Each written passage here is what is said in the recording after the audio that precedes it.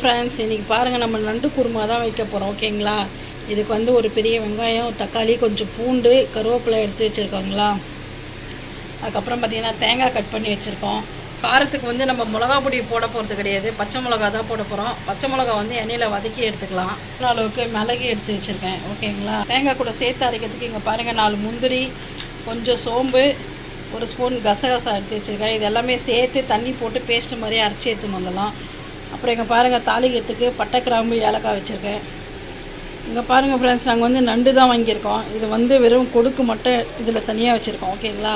இங்கே பாருங்கள் நண்டெல்லாம் வந்து இதில் வச்சுருக்கோம். ஓகே, இப்போ வாங்க நம்ம வந்து எப்படி சமைக்கலான்றதை பார்க்கலாம். இன்னொன்று பார்த்திங்கன்னா, இது வந்து கால்சியம் குறைபாடு இருக்கிறவங்க வந்து எல்லாருமே வந்து நண்டு சாப்பிட்லாம். ஓகே, வாங்க ஃப்ரெண்ட்ஸ். ஒரு கடாய் வச்சுருக்கேன், அதில் 1 ஸ்பூன் எண்ணெய் சேர்த்துக்கலாம். இதில் வந்து பச்சை மிளகா சேர்த்துக்கலாம். காரம் வந்து அவங்கவுங்க டேஸ்ட்டுக்கு ஏற்ற மாதிரியே சேர்த்துக்கோங்க. எனக்கு இந்த மிளகா வந்து காரம் கொஞ்சம் கம்மியாக இருக்குன்றதுனால இவ்வளோ மிளகா சேர்த்துருக்கேன். ஓகேங்களா? இது கூடவே வந்து 1 ஸ்பூன் மிளகு சேர்த்துக்கலாம். மிக்ஸ் பண்ணிக்கலாம் ஃப்ரெண்ட்ஸ். நல்லா சேர்த்துட்டு வச்சுக்கோங்களா, ஒரு தட்டை போட்டு க்ளோஸ் பண்ணிவிடுங்க. ஒரு 2 மினிட்ஸ் கழிச்சு நம்ம பார்ப்போம். ஃபுல் ஃபயர்லேயே இருக்கட்டும் அப்படியே. இப்போ நம்ம இதை ஓப்பன் பண்ணி பார்த்துக்கலாங்க. பாருங்கள், மிளகா வந்து இந்த அளவுக்கு நல்லா செவரணும். ஓகேங்களா? அதான் மிளகாவோடைய அந்த பசுறு வாசனை இருக்காது. இப்போ வந்து அடுப்பு ஆஃப் பண்ணிவிட்டு ஆற வச்சிடலாம். நம்ம வந்து அதுக்காட்டி தேங்காய் அரைச்சி எடுத்துன்னு வந்துடலாம். ஓகேங்களா? சேர்த்தாச்சு. 1 ஸ்பூன் அளவுக்கு பச்சை சோம்பு, ஒரு 4-5 முந்திரி சேர்த்துருக்கேன். அதுக்கப்புறம் வந்து 1 ஸ்பூன் கசகசா கண்டிப்பாக சேர்த்துக்கோங்க. ஓகேங்களா? நண்டு வந்து ஹீட்டுன்றதுனால வந்து கசகசா சேர்த்தோம்னா வந்து நல்லாயிருக்கும். ஓகேங்களா? இப்போ நம்ம வந்து தண்ணி ஊற்றி ஃபைன் பேஸ்ட்டாக அரைச்சின்னு வந்துடும். அங்காட்டி பச்சை மிளகா வந்து அது ஆறட்டும், அப்புறம் அரைக்கலாம். அதை இங்கே பாருங்கள், தேங்காய் நல்லா அரைச்சாச்சு. இது ஒரு பாத்திரத்தில் வந்து நம்ம இப்போ மாற்றிக்கலாம். ஃப்ரெண்ட்ஸ், இங்கே பாருங்கள் நல்லா ஆறிடுச்சு. ஓகேங்களா? இப்போ நம்ம தேங்காய் அரைச்சோம், அந்த ஜார்லேயே எடுத்து அந்த மிளகா சேர்த்து அரைச்சிக்கலாம். நம்ம இங்கே பாருங்கள் சேர்த்தாச்சு. அப்புறம் நம்ம வந்து பட்டை, கிராம்பு, ஏலக்காய்லாம் வச்சுருக்கோம் இல்லைங்களா. இந்த ஒரு செட்டு வந்து நம்ம இந்த மசாலாவில் வந்து சேர்த்துக்கலாம். சேர்த்து நம்ம இதை கொஞ்சம் தண்ணி ஊற்றி அரைச்சி எடுத்துன்னு வந்துடலாம்.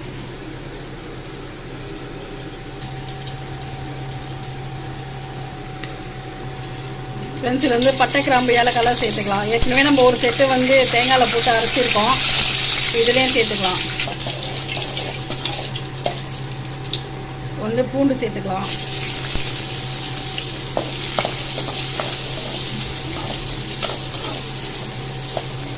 ஃப்ரெண்ட்ஸ், இங்கே நம்ம வந்து ஒரு வெங்காயம் கட் பண்ணி வச்சுருக்கோம். இப்போ இது ஃபுல்லாக போட போகிறது கிடையாது, பாதி வெங்காயம் தான் நம்ம வந்து இப்போ சேர்த்துக்க போகிறோம்.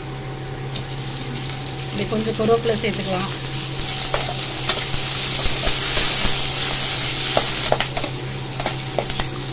இஞ்சி பூண்டு பேஸ்ட் 1 ஸ்பூன் சேர்த்துக்கலாங்க.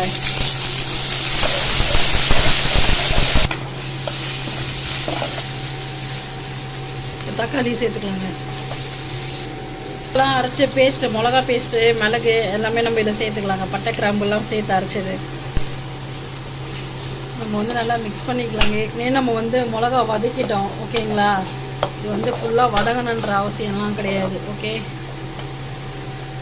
நம்ம மஞ்சள் பொடி ஒரு 1/4 ஸ்பூன் சேர்த்துக்கலாங்க.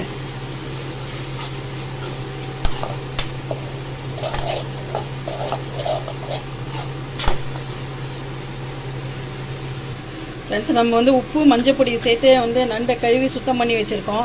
இப்போ நம்ம வந்து அந்த மசாலாவில் சேர்த்துக்கலாம்.